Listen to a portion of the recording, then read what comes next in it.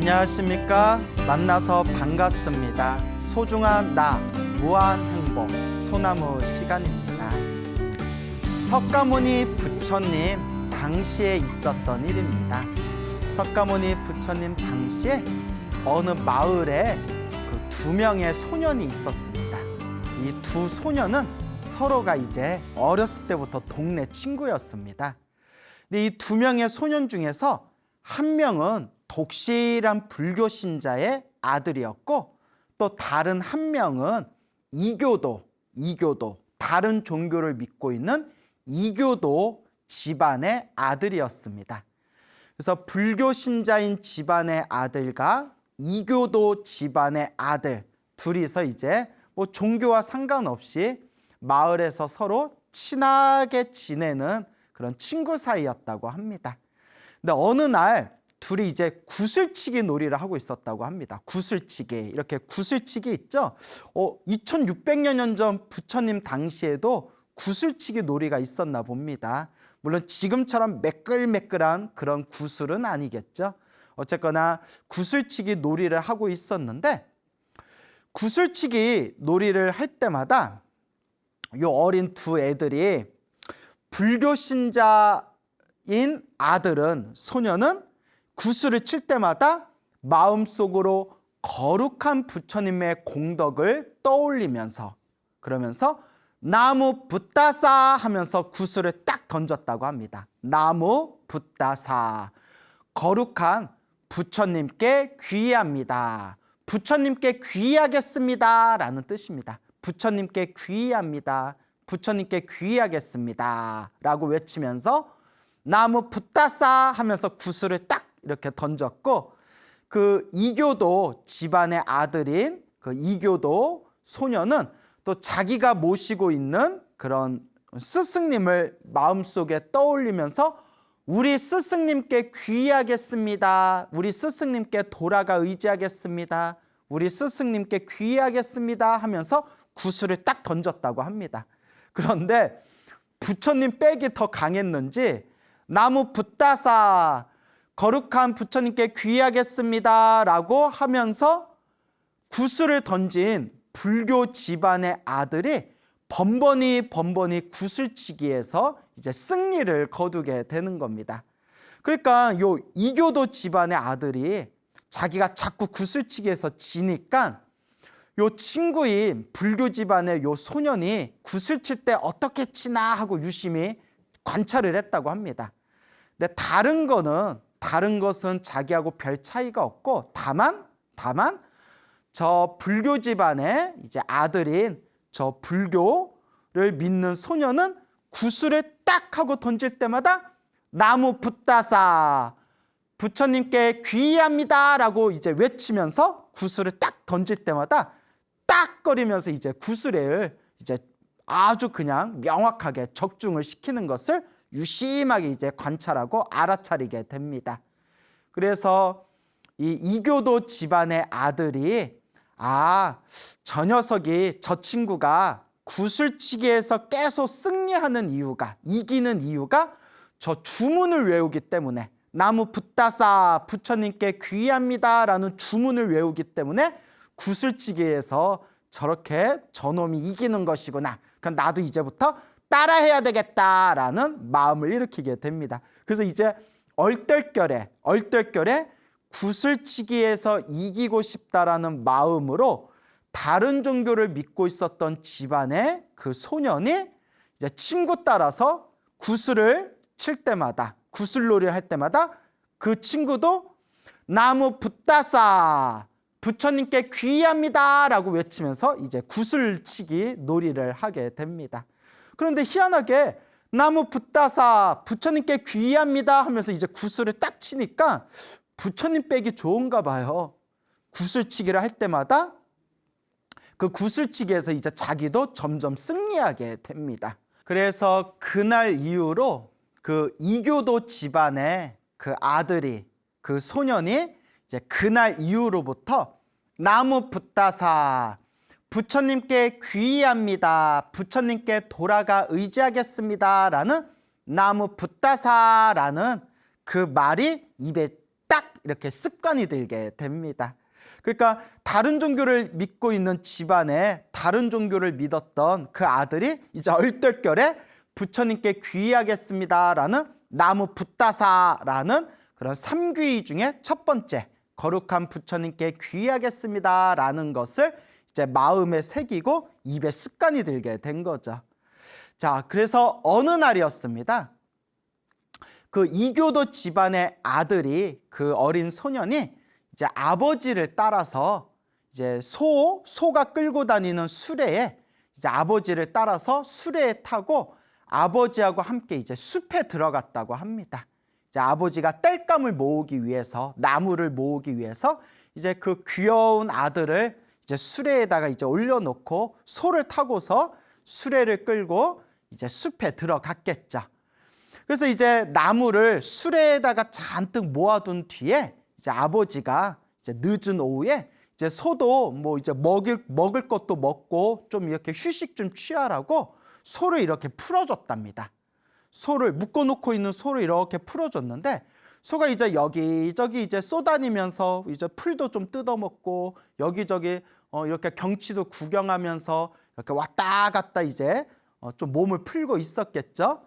그때 이제 저녁 때 즈음에 이제 해가 이제 조금씩 해가 지려고 하는 그때쯤에 성 밖에 있었던 이제 솥대들이 이제 성 안으로 이렇게 우르르 들어가고 있었다고 합니다. 그때 그 풀어줬던 그 소도 얼떨결에 그 솥대를 따라가 가지고 얼떨결에 그 성 안으로 쏙 들어갔다고 합니다. 그래서 이제 집에 들어갈 시간이 돼 가지고 아버지가 소를 찾아봤는데 소가 없는 거예요. 그때 이제 아버지가 이제 직감으로 요놈의 소들이 성 안으로 들어가는 솥대들 따라 가지고 거기에 껴가지고 이제 성 안으로 들어갔나 보다. 내가 빨리 찾아와야 되겠다 해가지고 이제 아버지가 성 안으로 들어가게 됩니다. 성 안에 들어가서 소를 찾긴 찾았대요. 소를 딱 찾아서 이제 숲으로 돌아가려고 하는 그 순간에 이제 저녁이 돼가지고 성문을 완전히 닫아버렸대요. 그러니까 그 당시에는 워낙 이제 도적들이 많고 산적들이 많고 그러기 때문에 이제 해가 지면 그 다음날 아침에 해가 뜰 때까지 성문을 닫아버리는 이제 그런 문화가 있었다고 합니다. 그러다 보니까 이제 성문이 닫혀버리니까 뭐 어쩔 수 없이 아버지는 성 안에서 이제 다음날 아침에 해가 뜰 때까지 기다려야 되는 상황이었어요. 그러니까 이제 어떻게 해요? 숲에서 그 어린 소년만 혼자서 수레에서 덜덜덜덜 떨면서 이제 아버지를 기다리고 있는 거예요. 아버지가 왜 안 오시지? 아버지가 왜 안 오시지? 나 배도 고프고 해도 져서 날씨도 점점 차가워지고 그리고 막 어두워지니까 막 무서운데 왜 아버지가 안 오실까 하다가 이제 지쳐가지고 수레 위에 이제 잠이 들게 됩니다. 이제 수레에서 잠이 들었을 때 그 숲에 그 밤에 두 명의 야차가 그 숲에 나타나게 됩니다.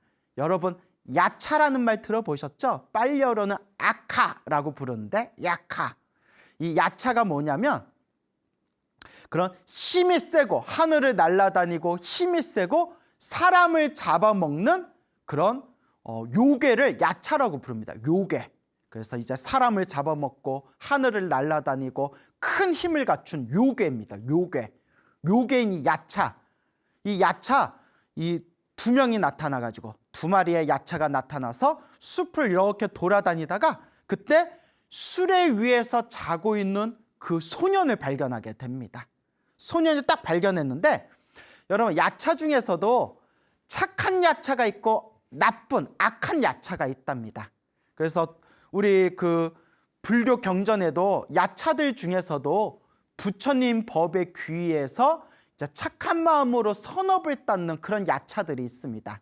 그런 야차들은 이제 불법을 보호하는 팔부 신장 중에 하나에 들어가고 그리고 악한 마음, 그래서 사람을 잡아먹고 못된 그런 악한 업을 짓는 그런 나쁜 야차가 있다고 합니다. 그러니까 사람도 착한 사람이 있는가 하면 못된 사람이 있듯이 야차도 착한 야차가 있는가 하면 그런 못된 야차가 있었다고 합니다. 자, 그래서 그 두 명의 야차 중에 한 명은 착한 야차였고 또 하나는 아주 악한 야차였다고 합니다. 그래서 착한 야차하고 나쁜 그 야차가 이제 숲을 다니다가 수레 위에서 자고 있는 그 소년을 발견하게 됩니다. 그래서 이 나쁜 야차, 악한 야차가 아이고 잘 됐다. 오늘은 저 녀석을 잡아먹어야 되겠다라고 이제 말을 하는 겁니다. 그 옆에 있는 착한 야차가 그런 말 하지 말아라.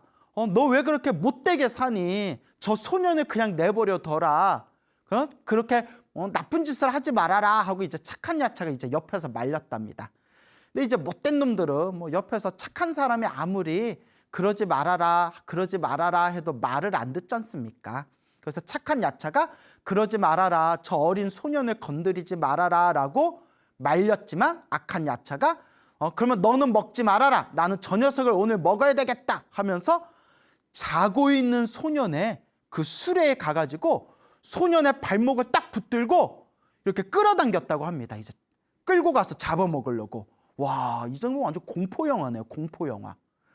소년의 그 발목을 잡고 자고 있는 소년을 끌고 가려고 하는 순간 소년이 무언가 큰 힘이 자기 발목을 딱 잡고 자기 끌고 가려고 하니까 잠에서 딱 깬 이 소년이 자기도 모르게 무의식적으로 너무 무서워서 너무 두려워서 자기도 모르게 무의식으로 그 습관적으로 나무 붙다사라고 외쳤다고 합니다.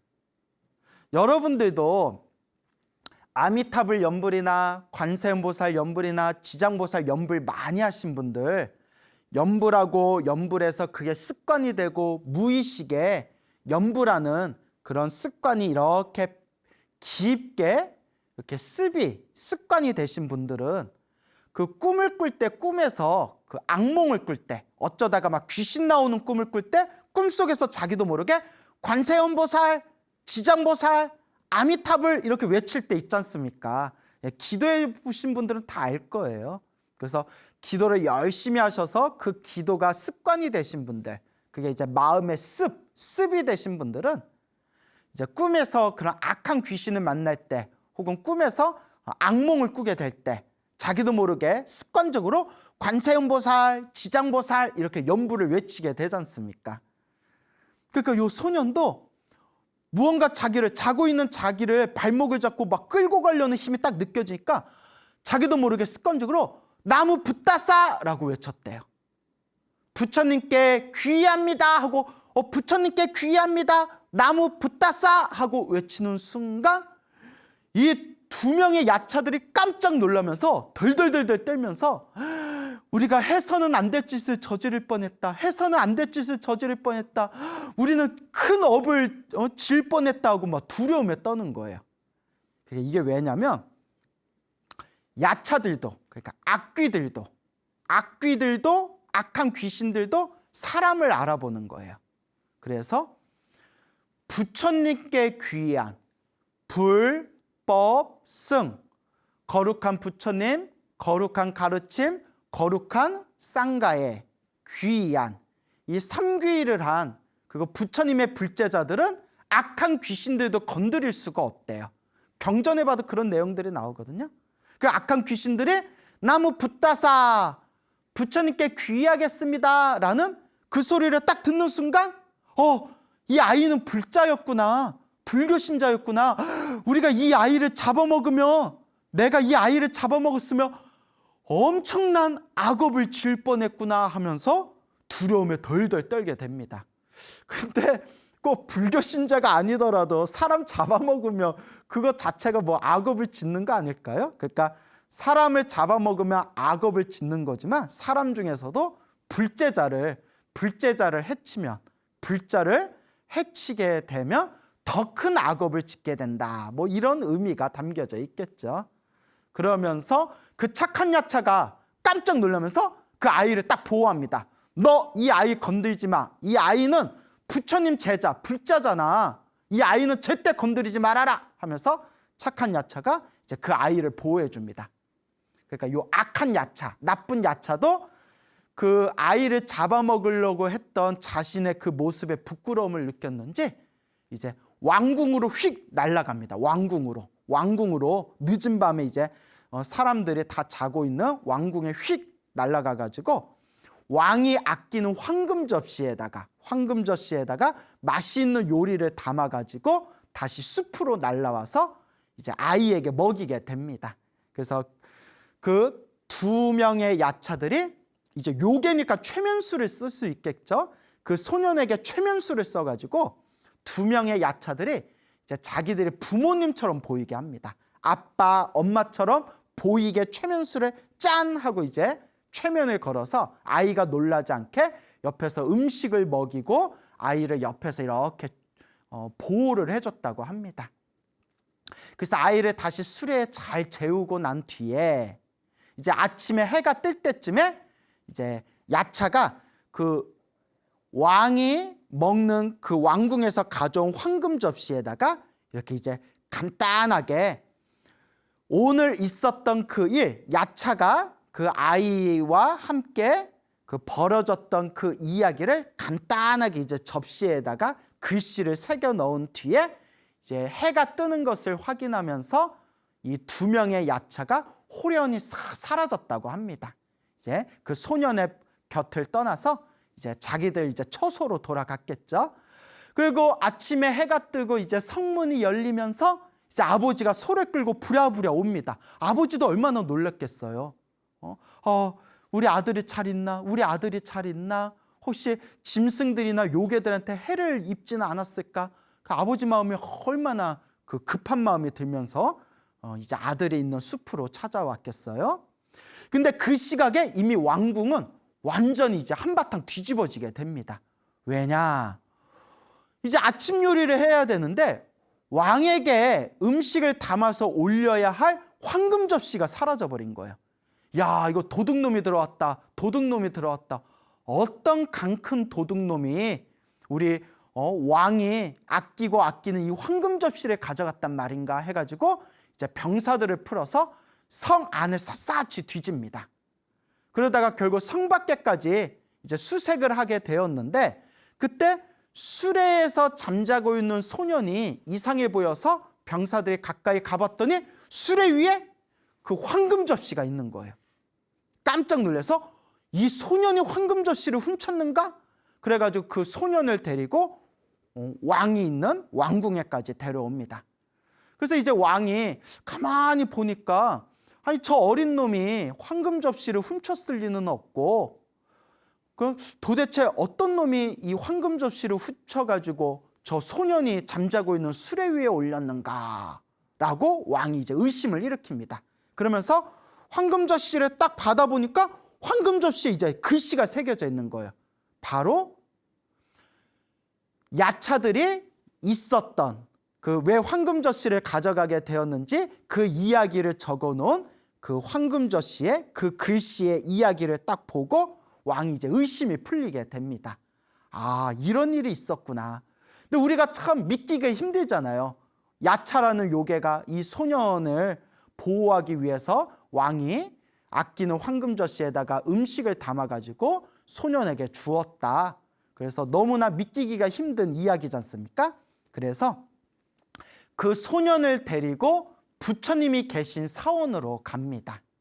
부처님이 계신 사원에 가서 부처님께 이제 예배를 올리고 그 소년이 야차와 있었던 이야기 그리고 그 접시에 새겨져 있는 그 이야기를 부처님께 이렇게 이제 고해 바치면서 그 왕이 부처님께 다음과 같이 질문을 올립니다. 거룩하신 부처님이시여, 만약 누군가가 마음으로 부처님을 생각한다면 나무 붓다사 부처님께 귀의합니다 이와 같이 마음으로 부처님을 생각한다면 그 사람은 과연 이와 같이 보호받는 것입니까? 이와 같이 보호받고 부처님의 가피를 받는 것입니까? 부처님을 마음속에 떠올리고 부처님을 생각하면 그러니까 생각할 염, 부처불, 염불이 되겠죠. 부처님을 생각하면 이와 같이 그 사람은 보호받게 되는 것입니까? 라고 부처님께 질문을 올리니 부처님께서 미소를 지으면서 다음과 같이 말씀하십니다.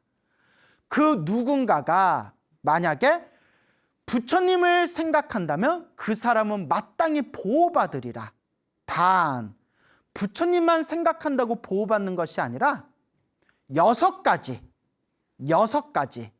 첫째, 부처님을 생각하고, 둘째, 가르침을 생각하고, 가르침, 법을 생각하고, 셋째, 거룩한 수행자들을 생각하고, 거룩한 부처님의 제자의 화합된 모임, 승가라고 하죠. 쌍가라고 하고요. 그래서 불법 승할 때 승가, 거룩한 수행자들의 모임, 거룩한 스님들의 모임, 승가를 생각하고, 그러니까 부처님을 생각하고 가르침을 생각하고 거룩한 스님들의 모임, 수행자들의 모임인 쌍가를 생각하고, 그 다음에 네 번째는 몸을 관찰하고, 그래서 불교 수행법 중에서는 이제 몸을 관찰하는 수행법이 있거든요. 이제 내 머리끝에서 발끝까지 내 몸을 관찰하면서 나의 몸뚱아리는 무상하고 덧없고 고정된 실체가 없다라고 관찰하는 이제 몸 관찰법이 있습니다. 그러니까 몸을 관찰하고, 그 다음에 불살생, 중생들을 죽이지 않는다. 중생들의 생명을 존중한다.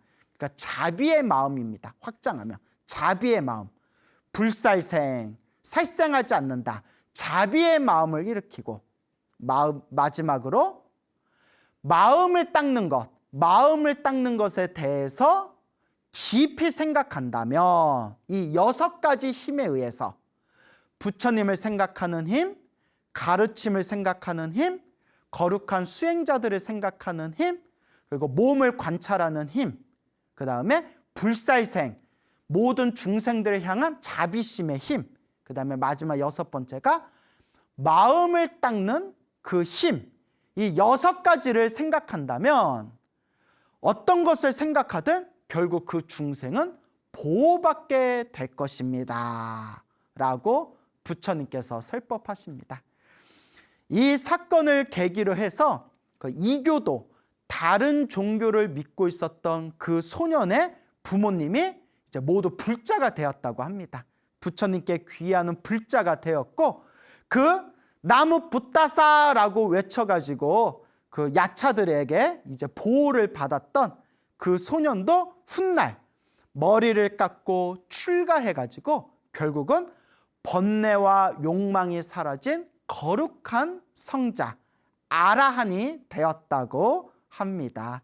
자, 그래서 이와 같은 재미난 불교설화가 전해지고 있습니다. 근데 이 이야기에서 한 가지 재밌는 게, 여러분 한번 잘 생각해 보세요.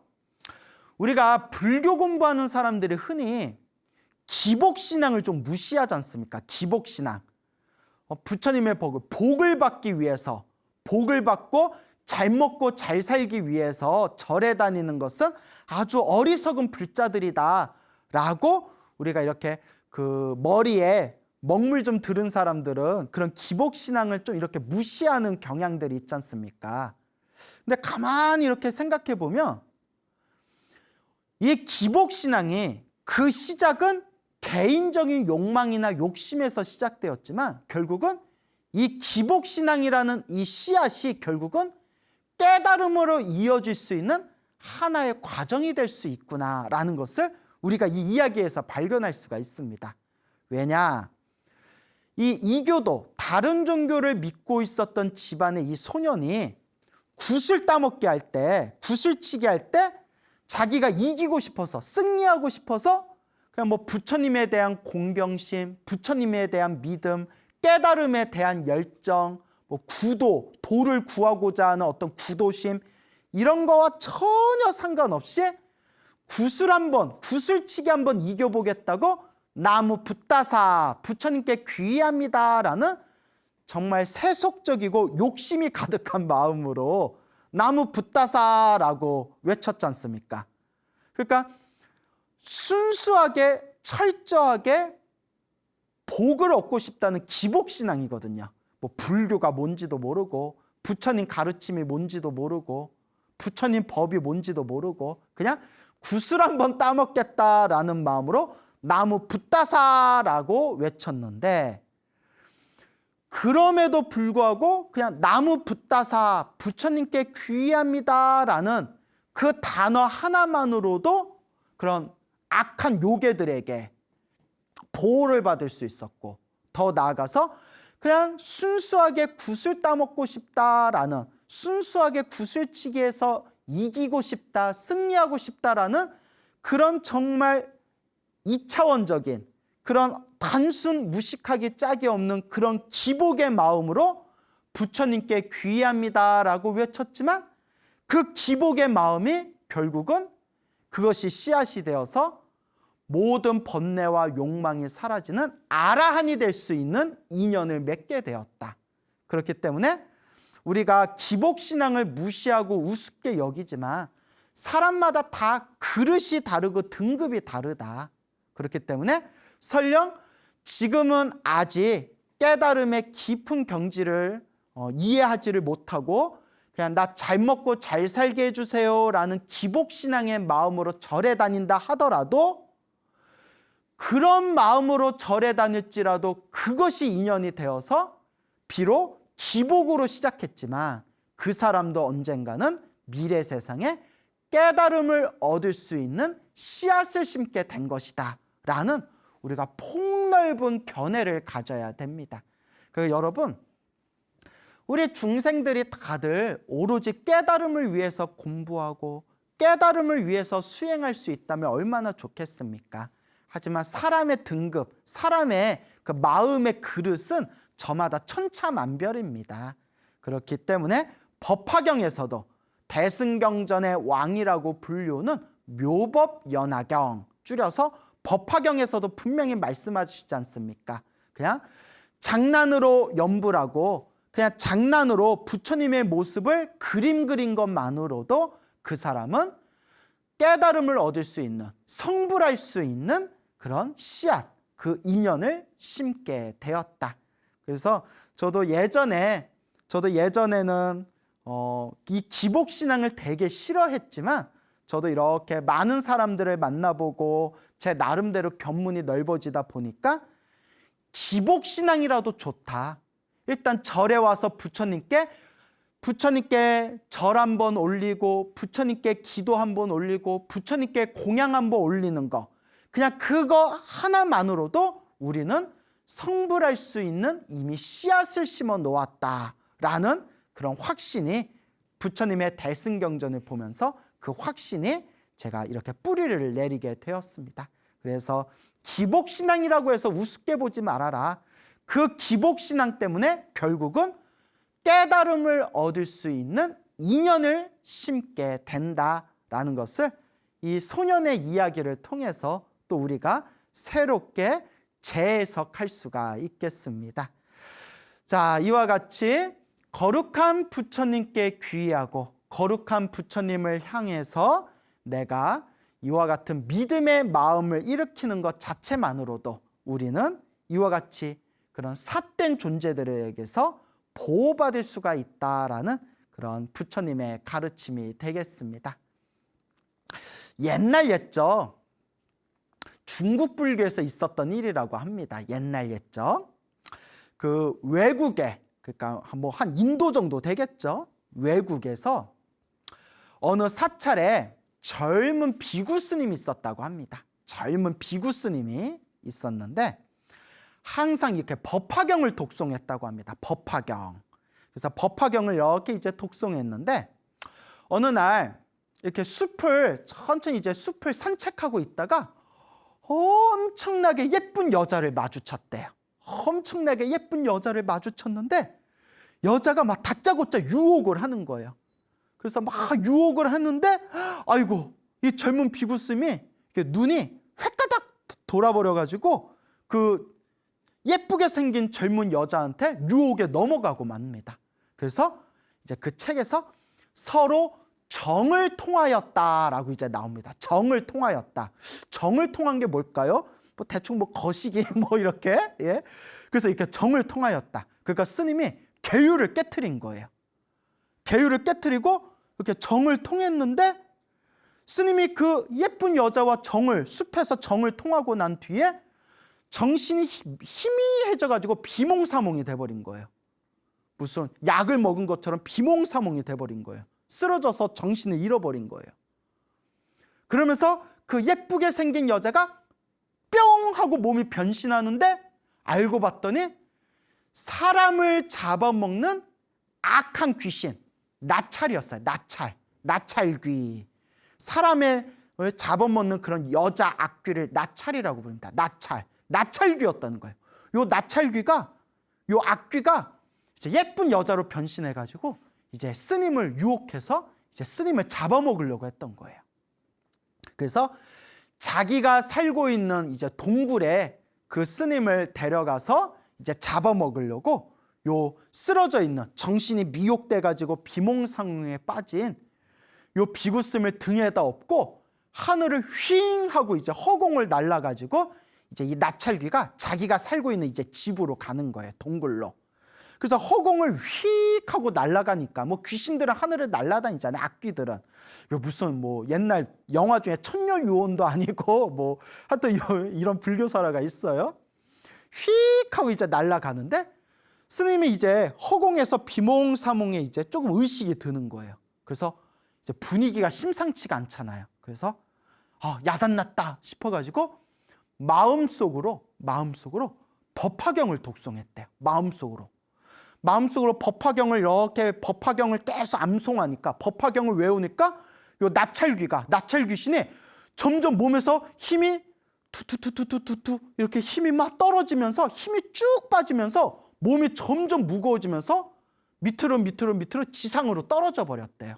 지상으로 떨어지면서 아이고 이거 이 젊은 스님이 이거 무슨 마술을 부렸나 보다 해가지고 요 나찰귀가 두려운 마음이 들어서 그 젊은 비구스님을 그냥 땅에다 내팽겨치고는 멀리 도망가 버렸다고 합니다. 휙 하고 이제 도망가 버렸어요. 그러니까 젊은 비구스님이 법화경을 독송한 그 힘으로 나찰귀의 힘을 쭉 이제 그 나찰귀의 그 악한 요술을 깨트려 버리고 이제 그 나찰귀를 공포에 떨게 만들고 이제 쫓아내 버리게 된 거예요. 그래서 이 스님이 이제 나찰귀가 멀리 떠나니까 이제 다시 정신을 들게 됩니다. 멀리서 땡땡 하는 종소리가 울려요. 그 종소리 울린 거 이제 절이 있다는 거잖아요. 그래서 여기 어디에 절이 있나 보다, 부처님 도량이 있나 보다 하고 이제 비틀비틀 일어나가지고 종소리를 따라서 이렇게 걸어갔더니 이제 사찰이 나와요. 거기 이제 스님들이 우르르 나오는데 그 스님들이 입고 있는 옷의 복장, 승복이라든가 언어가 너무 다른 거예요. 그래서 서로가 서로 이제 말이 통하지가 않는 거예요. 뭐 너 어디서 왔냐? 그러니까 뭐 서로 무슨 말인지 모르는 거예요. 알고 봤더니 그 외국에 있었던 젊은 비구스님이 나찰귀를 타고 허공을 날아가다가 자기 고향에서 2000리나 떨어진 곳에서 그 중국 땅에 이제 떨어지게 된 거예요. 야, 멀리도 날아갔다. 멀리도. 그러니까 이제 겨우 이제 손짓 발짓 해가지고 이제 겨우 말이 통하게 되었는데, 서로가 이제 조금 소통이 되게 되었는데, 그때 그 중국 사찰의 스님들이 이제 무슨 얘기를 하냐면, 저 외국에서 날라온 저 비구 스님은 무거운 계율을 깨트렸다. 무거운 계율을 깨트렸기 때문에 승려로서 여기서 머물 수가 없다. 내쫓아야 된다라고 이제 그런 이제 이야기가 나오게 됩니다. 그때 옆에 있었던 어느 스님이 다음과 같이 의견을 냅니다. 스님들 한번 생각해 보십시오. 저 젊은 비구 스님이 무거운 계율을 깨트렸지만 그거는 악귀의 유혹에 넘어가서였고, 지금은 그 악귀의 그 소나귀에서 벗어나지 않았습니까? 그리고 더더구나 법화경을 독송하였기 때문에 법화경의 공덕의 힘으로, 부처님의 가피의 힘으로 저 악귀를 물리치고 그래도 가까스로 우리가 살고 있는 이 사찰에까지 온 것이 아닙니까? 그러니까 마땅히 받아주되 이곳에서 부처님께 간절히 참회를 하면서 우리가 좀 받아줘야 된다고 저는 생각합니다. 라고 하니까 이제 결국 그 의견이 맞는 것 같다 해가지고 그 젊은 비구스님, 외국에서 나찰귀의 등을 타고 오다가 이제 뚝 떨어진 그 이제 외국의 젊은 비구스님을 이제 받아주게 되었고, 그리고 오랜 세월이 지난 뒤에 그 젊은 비구스님이 드디어 무슨 인연이 닿아가지고 이제 고향으로 배를 타고 고향으로 다시 돌아갈 수 있었다라는 그런 이제 재미난 불교설화가 전해지고 있습니다. 이제 이 이야기를 보면 그 젊은 비구스님이 그 예쁘게 생긴 그 예쁜 여자의 몸으로 변한 그 악귀를 만났을 때, 만약에 그 유혹에 넘어가지 않았더라면 나찰귀가 감히 그 스님을 해를 입히지 못했을 겁니다.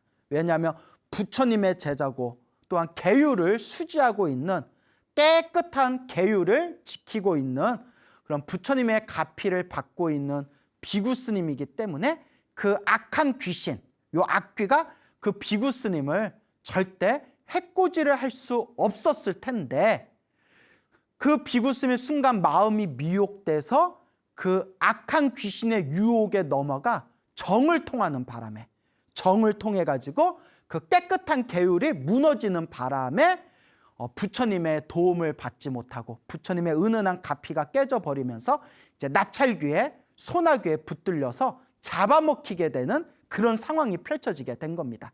그런데 나찰귀 등 뒤에 엎혀가지고 이제 동굴로 날아가서 이제 잡아먹히게 되는 운명에 처하게 되었을 때, 평상시에 열심히 독송했던 법화경이 떠오르면서 법화경을 독송한 그 부처님 가피공덕에 의해서 나찰귀의 소나귀에서 벗어날 수가 있었던 겁니다. 저는 여기서 이 이야기에서 무엇을 느꼈냐면, 부처님의 가피, 이 법화경 공덕의 힘, 부처님 대승경전의 힘은 계율을 깨트린, 파괴를 한 파괴승에게까지도 가피를 주시는구나라는 그런 은은한 감동까지 느꼈습니다. 우리 중생들 같으면 너 내 제자가 돼가지고 감히 계율을 깨트려? 이런 못된 놈, 너 같은 놈은 악귀한테 잡아먹혀도 너는 할 말이 없어 라고 우리 같으면 신경질 나고 화딱지 나가지고 이렇게 발로 뻥 찰 수도 있지 않습니까? 근데 부처님의 가피 공덕은 계율을 잘 지키든 계율을 깨트렸건, 착한 사람이건 악한 사람이건, 지혜로운 사람이건 어리석은 사람이건 전혀 구분하지 않고 그 모든 중생들을 자비로서 다 섭수해 주시는구나. 만약에 그 비구스님이 법화경을 독송했을 때 계율을 깨트린 파괴승이라고 해서 법화경을 외웠는데도 아무런 공덕이 없이 아무런 가피를 얻지 못하고 법화경을 외웠는데도 동굴로 끌려가서 잡아먹히게 되었다면, 우리같이 죄업이 많고 업장이 두껍고 업보가 두꺼운 우리 중생들이 기도할 필요가 뭐가 있겠습니까? 하지만 부처님의 가피와 부처님의 이 지혜와 자비의 광명은, 이 법화경을 포함해서 수많은 대승경전의 그 위신력은 계율을 잘 지키건 계율을 혹시 못 지켰다 하더라도 전혀 구분하지 않고 중생들의 다 자비로서 구제해 주시는구나라는 그런 거룩한 부처님의 자비심이 있기 때문에 우리같이 죄업이 많은 범부 중생도 부처님께 의지해서 우리의 마음을 닦을 수가 있고 우리가 대승경전을 닦을 수가 있는 겁니다. 너무 감동스럽지 않습니까? 물론 이제 뭐 파괴한 거는 뭐 안타까운 일이지만 이제 그거에다 초점을 맞추지 마시고, 이와 같이 부처님 가피는 그 누구에게도 반드시 자비로운 손길을 내밀어 주시는구나라는 것을 우리가 명심해야 됩니다. 이와 같이 부처님의 가피를 통해서 이와 같이 위험에서 벗어난 그 젊은 비구스님의 이야기가 이렇게 불교설화로 전해지고 있습니다. 그렇다고 꼭 법화경만 효과가 있는 건 아닙니다, 여러분. 제가 늘 말씀드리죠. 금강경은 금강경대로 위신력이 있고 법화경은 법화경대로 위신력이 있고 신묘장구 대다란이는 신묘장구 대다란이로 위신력이 있고, 모든 부처님의 경전은 그 자체로 부처님의 공덕, 에너지, 가피, 자비와 지혜의 광명이 있습니다. 그래서 여러분, 그 서유기에 나오는 현장법사라고 아시죠? 현장법사. 이 서유기에 나오는 현장법사가 실존 인물이지 않습니까? 그래서 당나라에서 저 인도로 경전을 구하기 위해서 그 사막을 건너고 그 정글을 지나가고 수많은 식인종들과 맹수들과 수많은 요괴들을 만나면서 그 부처님과 관세음보살님의 보호 아래 무사히 인도 땅에 도착하게 됩니다. 그래서 현장 스님께서 그 인도 땅으로 가시는 그 여정에 대해서 현장 스님께서 기록해 놓으신 그런 대당 서역기 같은 책에 보면 이런 내용이 나옵니다. 요괴들을 만났을 때, 그 숱한 요괴들을 만났을 때 관세음보살을 연불하니까, 관세음보살 연불하니까 요괴들이 덜덜덜덜 떨면서 감히 가까이 오지를 못했다. 관세음보살 연불했더니 요괴들이 감히 가까이 오지를 못했고, 반야심경을 독송했더니 관자재보살, 행신반야바라밀다시, 조교노온계공, 반야심경을 독송하는 순간 그 수많은 요괴들이 비명을 지르면서 뿔뿔이 흩어졌다라는 그런 내용이 나옵니다. 그래서 부처님의 어떤 경전이든 지극한 마음으로 독송하시고 의지하신다면 항상 여러분들 삶에 부처님의 가피가 함께할 것입니다. 여러분, 행복해지고 싶습니까? 행복한 삶을 창조하고 싶습니까? 복을 지으십시오. 선업을 지으십시오. 공덕을 쌓으십시오. 복과 선업과 공덕의 힘이 여러분들을 진정한 행복의 길로 이끌어 줄 것입니다. 여러분, 성불하십시오.